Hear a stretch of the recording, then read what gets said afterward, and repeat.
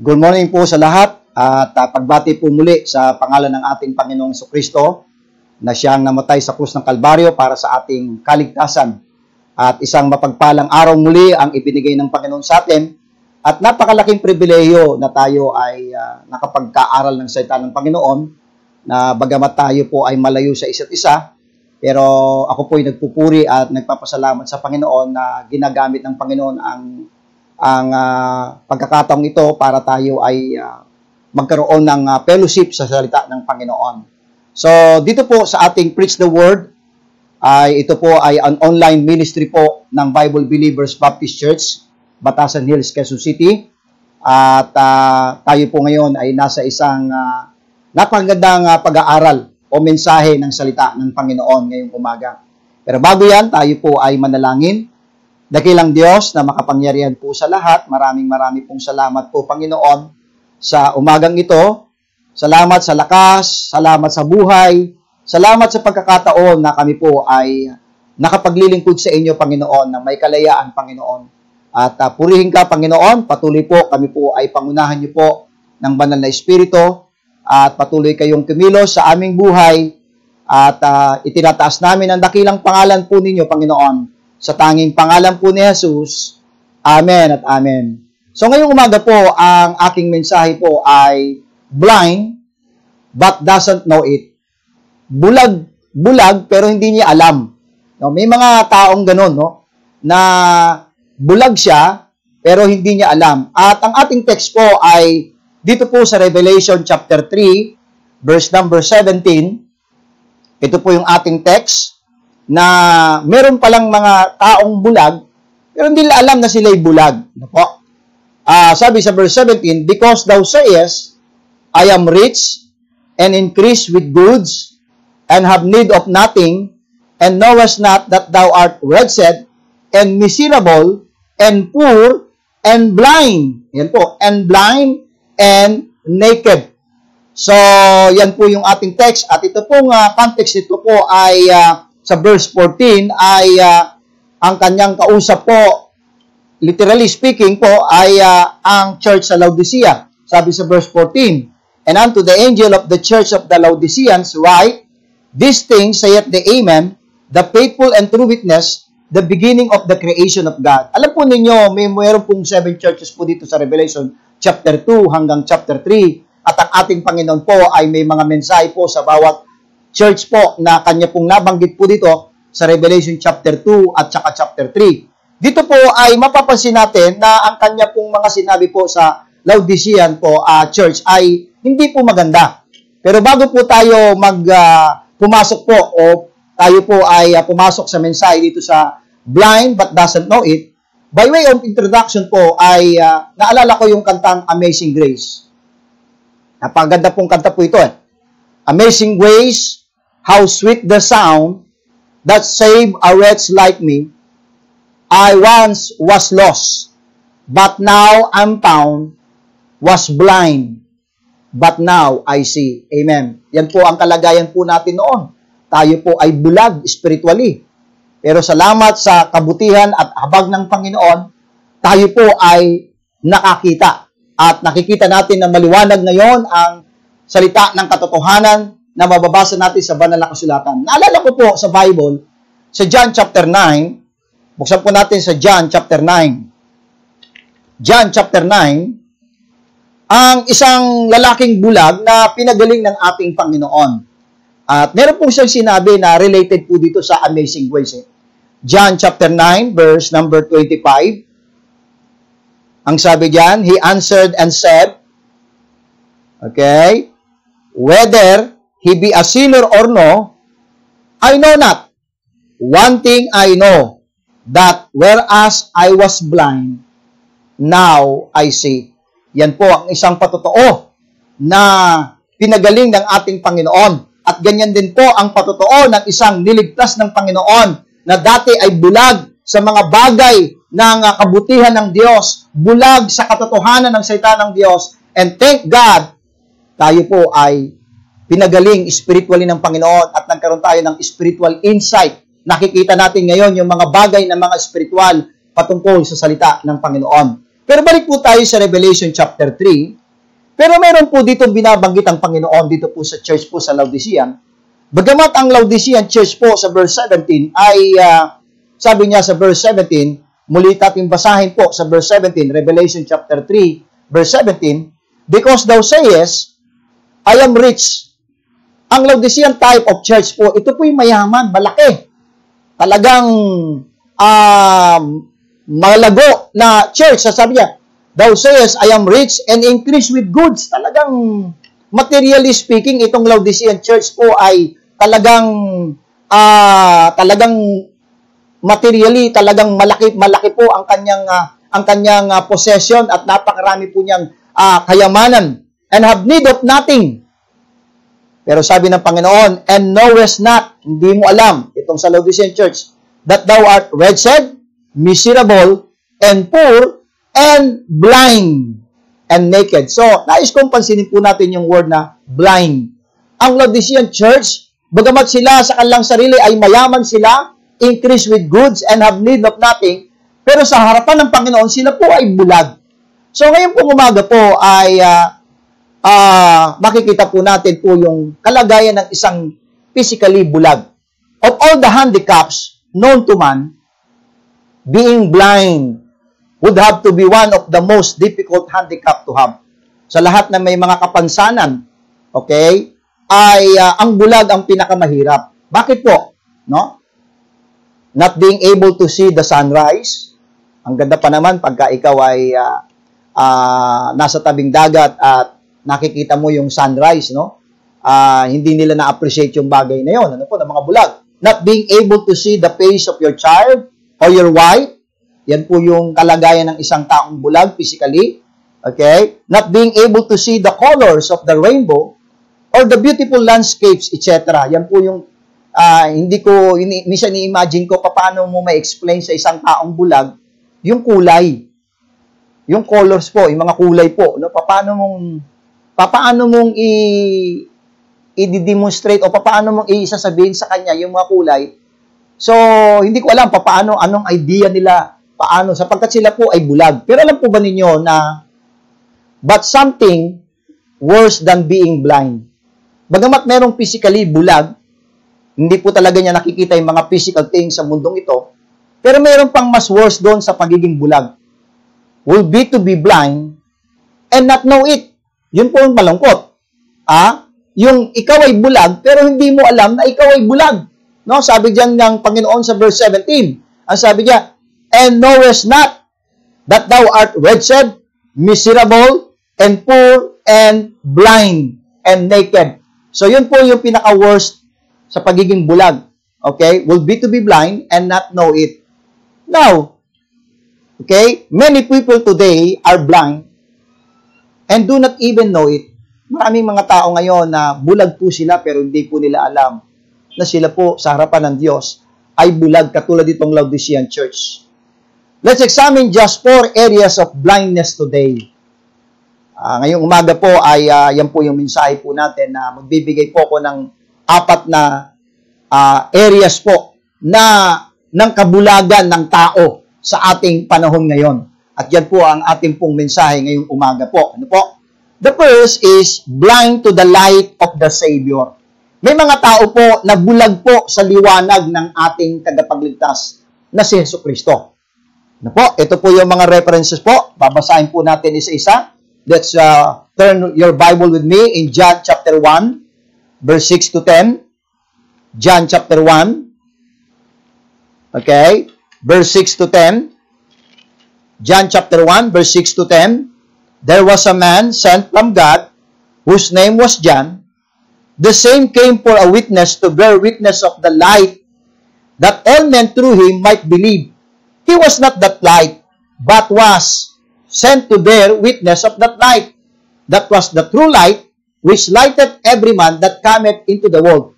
He was in the world, and the world was made by him. The problem is, and the world knew him not.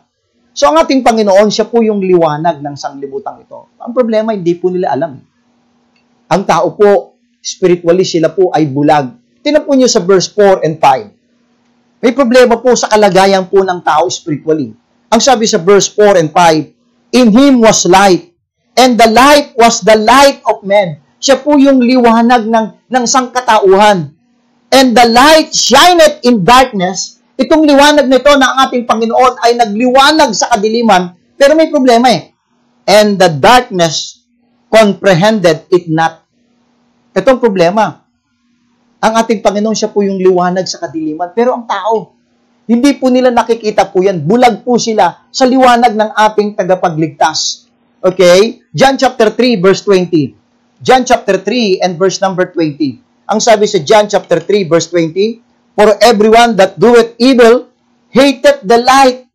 Yung mga tao na gumagawa ng kasamaan ay namumuhay sa liwanag, neither cometh to the light, lest his deeds should be reproved. Kaya ang tao po ay spiritually talaga, ayaw niyang lumapit sa liwanag. Alam niyo bakit? Kasi kapag lumapit siya sa liwanag, na-expose yung kanyang buhay, na-expose yung kanyang ginagawa, kaya't ang tao ay gusto niyang nananatili sa kadiliman. Kaya't sila po ay spiritually ay bulag sa liwanag ng ating Panginoon. Chapter 12, John chapter 12. John chapter 12. Ang sabi sa John chapter 12,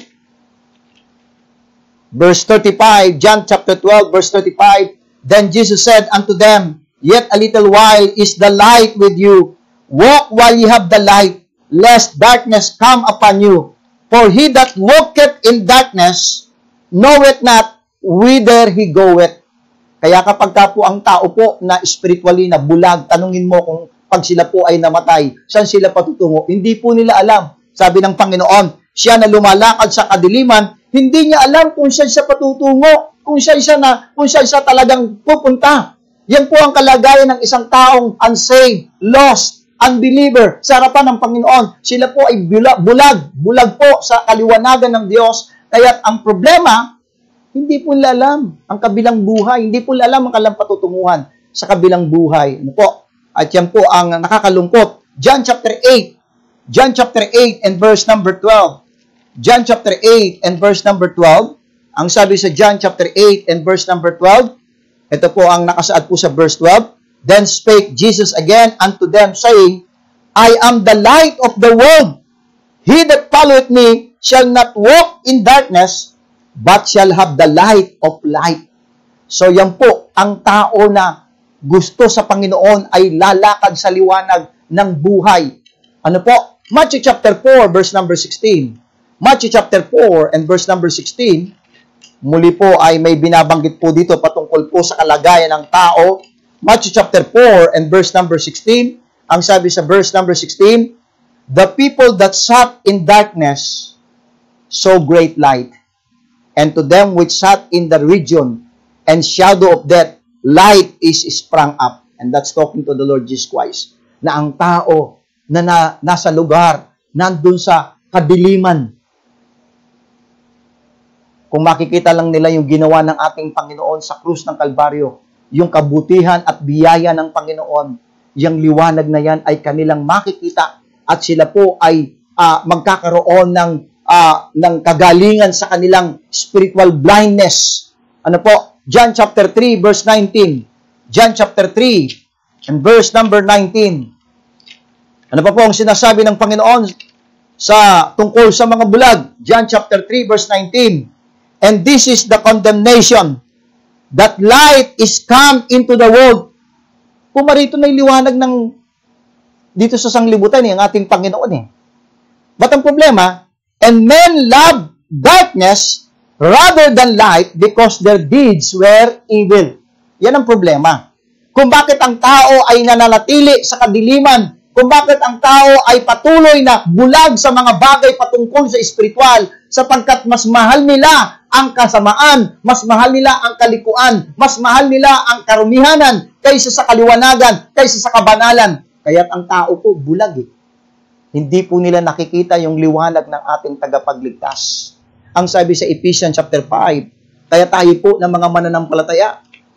Ephesians chapter 5 verse number 8. Ano po ang sinabi ng ating Panginoon patungkol po sa atin bilang mananampalataya ng ating Panginoon? Ephesians chapter 5 and verse number 18. Ano po? Verse 8. I'm sorry po. Ephesians 5:8. For ye were sometimes darkness. Tayo po ay dati po ay sa kadiliman. Ano po? But now are ye light. Nung ikaw ay nakakilala sa ating Panginoon, ikaw ay nagtiwala sa kasapatang ginawa ng ating Panginoon, ikaw ngayon ay nasa liwanag. And then ang sabi ng Panginoon, walk as children of light. Kaya ikaw na mananampalataya, lumakad ka sa liwanag. Dahil hindi ka nabulag, ikaw ay inalis na doon sa kadiliman at dinala ng Panginoon sa kaliwanagan at nais ng Panginoon, ikaw na mananampalataya ay lumakad sa kaliwanagan. Amen? So may mga taong blind to the light of the Savior. Number 2, blind to the delight of the Scripture. May mga tao po na bulag po sa salita ng Panginoon. Sila po ay walang appetite. Wala po silang kaluguran. Hindi po sila nag-e-enjoy sa sinasabi ng salita ng Panginoon. Naboboring po sila. Bulag po sila. Blind to the delight of the Scripture. Psalms chapter 119. Psalms chapter 119. Ano po ang sabi sa Psalm chapter 119? And verse number 18. Ano po? Ang sabi sa verse 18, ito po yung panalangin ni David po. Patungkol po sa salita ng Panginoon. Open thou mine eyes. Yan po ang ating kailangan, mga kapatid.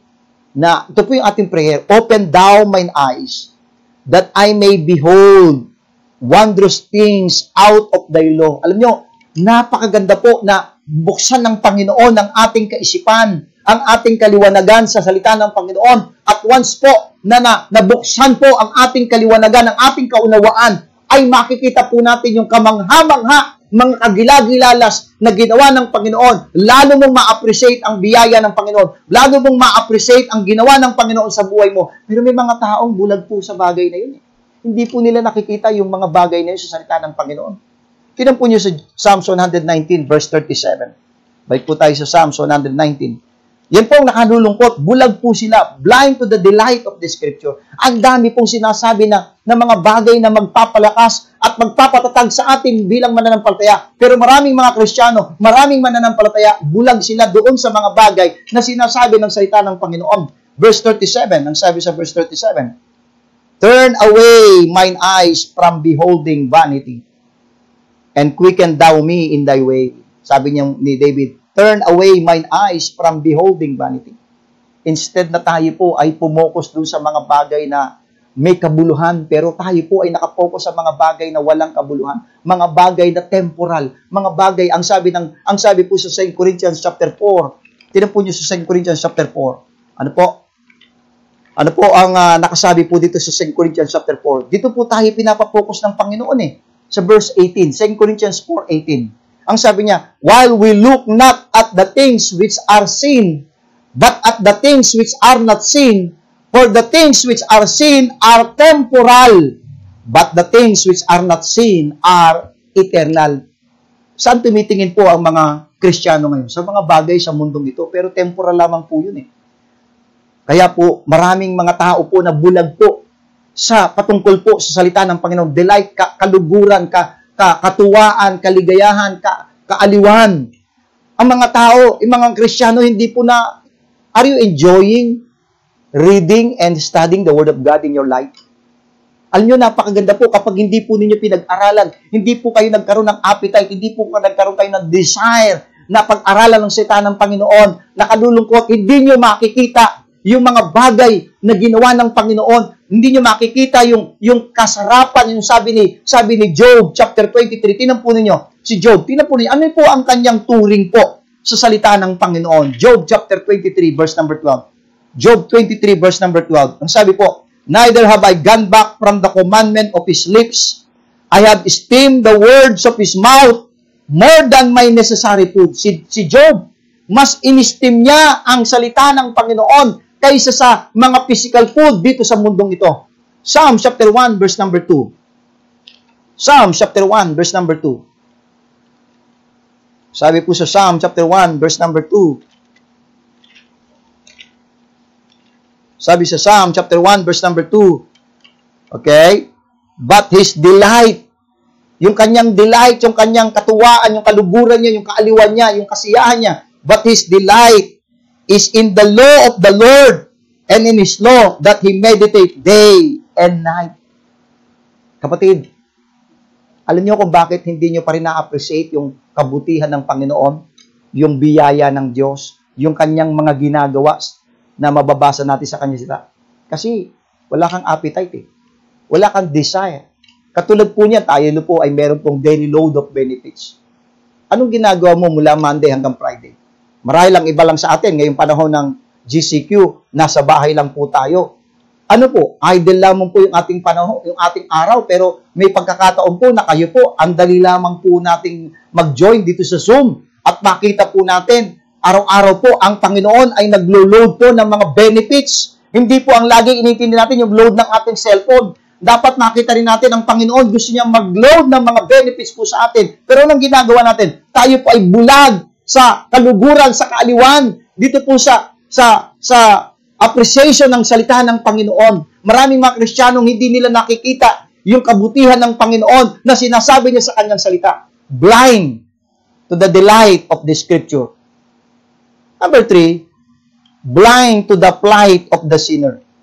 Tinignan ko sa dictionary yung plight, an unfortunate or difficult situation, sa Tagalog, kalagayan. May mga tao pong bulag po siya sa kanyang kalagayan bilang isang makasalanan. Hindi niya alam kung ano talaga yung totoong kalagayan niya sa harapan ng ating Panginoon. Blind to the plight of the sinner. Romans chapter 3 verse 23. Sabi sa Romans chapter 3 verse 23, for all have sinned and come short of the glory of God. Ang tao po makasalanan at siya po ay hindi po aabot sa kaluwalhatian ng Diyos. Ang problema, akala ng tao sa kanyang ginagawang pagsisimba, sa kanyang ginagawang iniisip niyang mga kabutihan, akala niya yun ang magpapahatid sa kanya sa lugar ng langit, pero hindi niya alam siya po ay mapapahamak at siya po ay patutungo sa lugar na tinatawag na impyerno at hindi niya alam yun. Bulag po sila doon sa mga bagay na yun. John chapter 3 verse 18. John chapter 3, bulag po siya sa tunay na kalagayan po niya bilang isang makasalanan. Ang sabi ng Bible, as it is written, there is none righteous, no not one. Bulag siya doon sa bagay na yun. Ang unbeliever. Bulag po siya. Bulag po sila sa mga bagay na. Ang sabi sa John 3:18, ang sabi sa verse 18, he that believeth on him is not condemned, but he that believeth not is condemned already, because he hath not believed in the name of the only begotten Son of God. Kaya ang tao po, bulag po siya sa kanyang kalagayan. He is under condemnation. James chapter 4, verse 14. Verse 1 to 4, I'm sorry. James chapter 4, okay? Verses 1 to 4. Sabi po sa James chapter 4, ay makikita po natin sa James chapter 4, verse 1 to 4, okay? Ay makikita po natin, I'm sorry po, ano? James chapter 4, verse 14. Ano po? Ang sabi sa verse 14, whereas ye know not what shall be on the morrow. Hindi natin alam kung ano mangyayari po sa hinaharap o bukas, kung anong magaganap. It is even a vapor. Or what is your life? Ano bang buhay mo? It is even a vapor that appeareth for a little time and then vanisheth away. So ang tao po, bulag po dyan sa kalagayan na yun. Hindi niya alam na ang buhay ay maikli lamang. Hindi niya alam na ang kalagayan niya, anytime, ang sabi ni David, ang kamatayan ay isang hakbang lamang sa akin. Anytime, ang buhay ng tao ay pwedeng mawala sa kanya. At pagkatapos nun, ano? Hindi niya alam. Hindi niya alam na siya mapapahamak sa lugar na tinatawag ng impyerno. Kaya't ang tao po, blind to the plight of the sinner. Okay? Hindi po nila alam. Okay? Bulag po sila sa kanyang kalagayan. Okay? Pero hindi lamang po maraming taong bulag po sa kanyang kalagayan. Pero maraming mga Kristiyanong bulag din pagdating po sa pagtingin po niya sa mga kalagayan ng mga unbeliever. Tingnan po ang ating Panginoon, Matthew chapter 9. Matthew chapter 9. Pero may mga tao, may mga Kristiyano po na bulag din po tayo sa kalagayan ng mga makasalanan. Bagamat, alam natin na sila po ay unbeliever at hindi natin nakikita yung kanilang kalagayan na sila po ay mapapahamak. Kaya't ang ating Panginoon, dito po sa Matthew chapter 9, verse 35, and Jesus went about all the cities and villages, teaching in their synagogues, and preaching the gospel of the kingdom, and healing every sickness and every disease among the people. But when he saw the multitude, nung nakita ng Panginoon yung karamihan, he was moved with compassion on them because they fainted and were scattered abroad as sheep having no shepherd. Kaya mga minamahal, meron ba tayong compassion sa kanila? Bagamat sila ay bulag spiritually, hindi nila alam ang kanilang kalagayan. Pero ikaw naman nanampalataya, dapat hindi ka rin bulag sa bagay na yon. Dapat kitang-kita mo yung kalagayan ng mga unbeliever. Dapat kitang-kita mo yung kalagayan ng iyong mga saved loved ones. Dapat nakikita mo yung tunay na kalagayan ng iyong mga kaibigan, kakilala, kapitbahay, kasamahan sa trabaho, kaklase sa school. Alam mo ba ang tunay na kalagayan nila? Ang tunay na kalagayan nila, sila po ay mapapahamak sa tinatawag na lugar ng impyerno. Sila po ay doomed to hell. At kailangan nila ang tagapagligtas na walang iba kundi ang ating Panginoong Jesucristo. Ang sabi sa verse 37, sabi ni Kristo, "Then said he unto his disciples, The harvest truly is plenteous, but the laborers are few. Pray ye therefore the Lord of the harvest, that He will send forth laborers into His harvest." Kapatid, anong ginagawa mo ngayon? Ngayon, panahon ng pandemic, ikaw ba ay gumagawa ng kaparaanan para kahit papaano ay maging patotoo ka ni Kristo? Ikaw ba kahit papaano ay nagkakaroon ng soul winning? Kahit na papaano dito sa panahon na ito, ikaw ba ay nagbabahagi ng salita ng Panginoon? Blind to the plight of the sinner. Maraming mananampalataya. Hindi lamang tayo po ay bulag dito sa mga sinasabi ng salita ng Panginoon. Bulag din tayo sa tunay na kalagayan ng isang makasalanan. Nakalulungkot po. Nakalulungkot po yung bagay na yun. Sana po, gumawa po tayo ngayon pong panahon ito po tayo po ay may panahon ng pandemic. Gawin natin ang advantage po dito sa internet. Invest na kung ano ang mga pinopost natin sa ating Facebook. Bakit hindi po tayo post ng mga bagay na patungkol po sa kalagayan ng isang makasalanan at makita nila ang ginawa ng ating Panginoon. Gawin natin mga minamahal. Gawin po natin mga minamahal. Number 4, blind to the blight of the saint. Blind to the blight of the saint. Ang ibig sabihin ng blight, to wither, to decay, to deteriorate, to become disease. Okay? Decay, unti-unti, nagdi-decay po siya. Talagang, yung kanyang sitwasyon ay hindi po paganda, kundi pa worse na pa worse. Blind to the blight of the saints. Balik po tayo sa Revelation chapter 3. At tingnan po natin yung kalagayan po ng Laodicean church. Sila po'y bulag eh. Maliwanag po ang sinabi ng ating Panginoon. Pero hindi nila alam. Sabi po sa Revelation chapter 3, okay?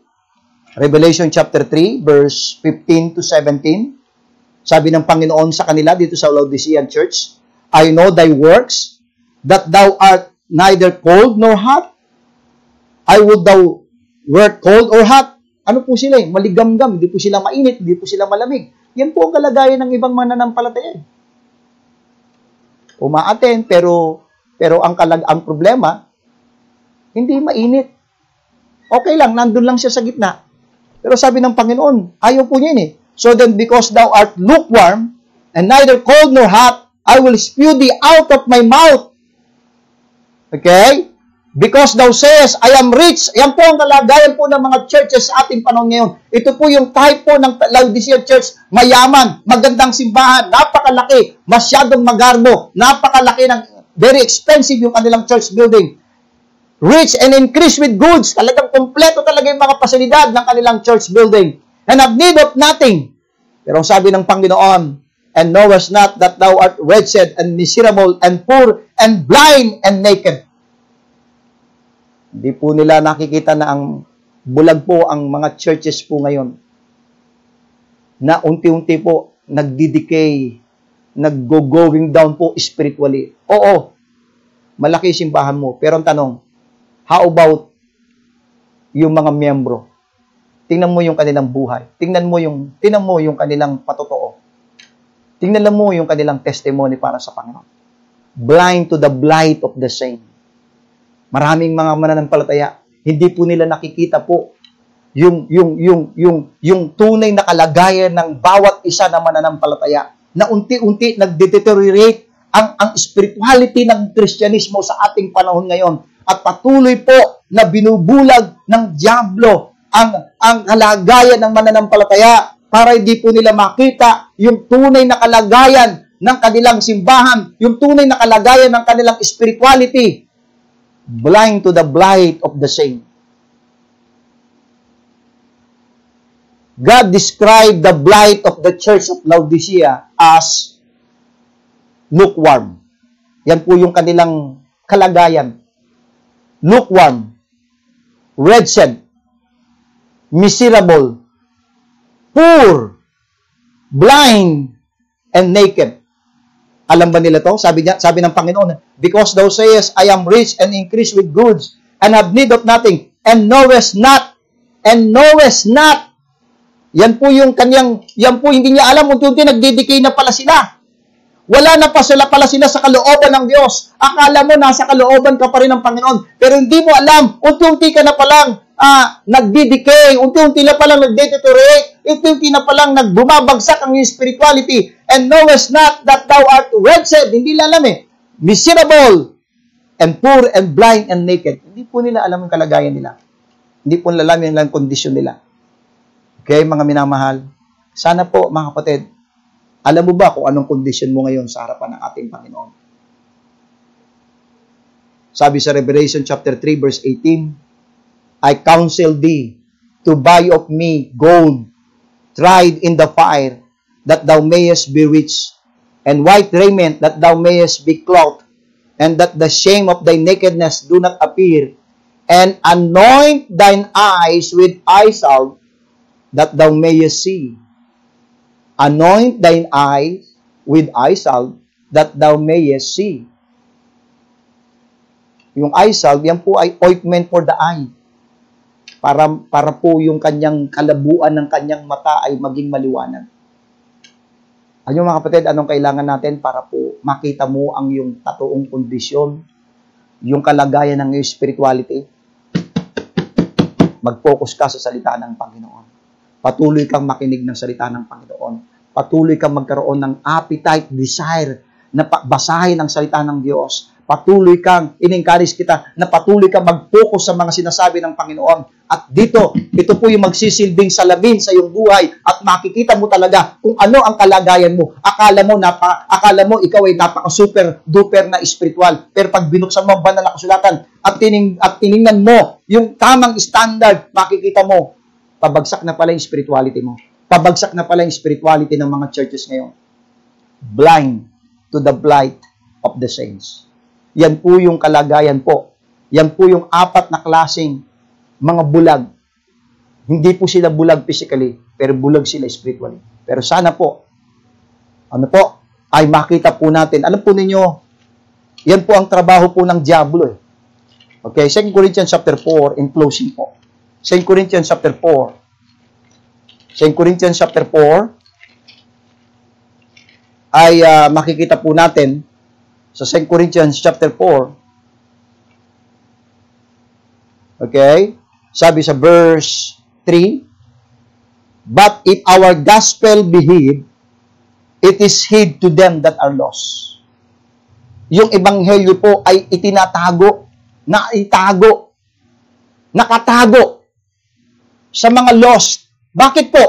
Ang sabi sa verse 4, in whom the God of this world hath blinded the minds of them which believe not. Yung ebanghelyo ng salita ng Panginoon, ito po ay nakatago sa paningin, sa pangunawa ng mga unbeliever, ng mga taong wala pa kay Kristo. Lest, ito po ang pinakakailangan the light of the glorious gospel of Christ, who is the image of God, should shine unto them. Mga minamahal, ang kailangan po ng tao ay ang salita ng Panginoon. Ang kailangan po ng tao ngayon para po makita nila ang kanilang kalagayan at maliwanagan sila ay ang ebanghelyo ng ating Panginoon sa 1 Corinthians 15 na siya'y namatay, inilibing at nabuhay na maguli. At once na maunawaan niya yung bagay na yon, yung kanyang spiritual blindness ay mawawala at ma-open po siya sa salita ng Panginoon. I hope and pray na sana hindi pa maging huli po. Habang tayo po ngayon ay panahon ng pandemic, gumawa po tayo ng bahagi natin para ma-share natin, maibahagi natin ang salita ng Panginoon sa bawat isa po. tayo po ay manalangin. Dakilang Diyos na makapangyarihan po sa lahat. Marami pong salamat po, Panginoon, sa inyong kabutihan. Sana po, Panginoon, ngayong umaga po ay nakita po namin ang tunay na kalagayan spiritually. Bagamat maraming mga tao, maging mananampalataya, bulag sa mga bagay na ito. Pero sana po patuloy pong magbigay ng liwanag ang inyong salita. Pinupuri po namin kayo, pinapasalamatan sa pangalan po ni Jesus. Amen at amen. God bless you all.